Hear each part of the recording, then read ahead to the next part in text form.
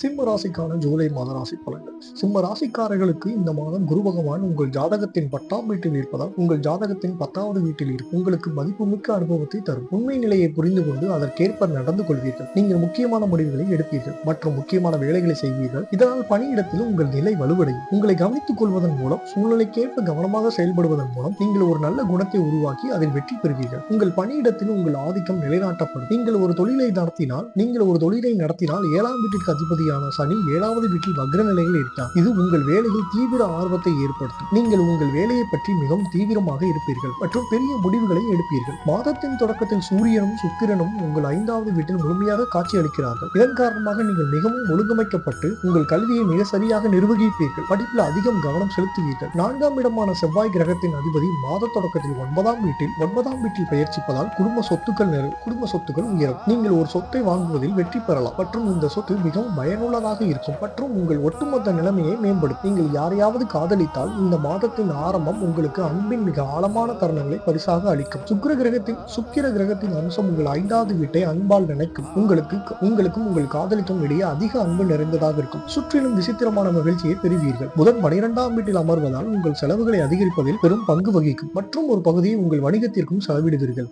ஆனால் சூரியன் மற்றும் சுக்கிரன் 11ஆம் வீட்டில் அமர்ந்திருப்பது உங்கள் வருமானத்தை அதிகரிப்பதில் குறிப்பிடத்தக்க பங்களிப்பை வழங்கும். இந்த மாதம் முழுவதும் 8ஆம் வீட்டில் ராகுவும் 2ஆம் வீட்டில் கேதுவும் பெயர்ச்சிப்பதால் உணவுப் பொருள் தொடர்பான உடல் ரீதியான பிரச்சனைகள் வரலாம். எரிச்சலை உண்டாக்கலாம். உங்கள் உணவில் ஏற்றத்தாழ்வு மற்றும் ஊட்டச்சத்து இல்லாமை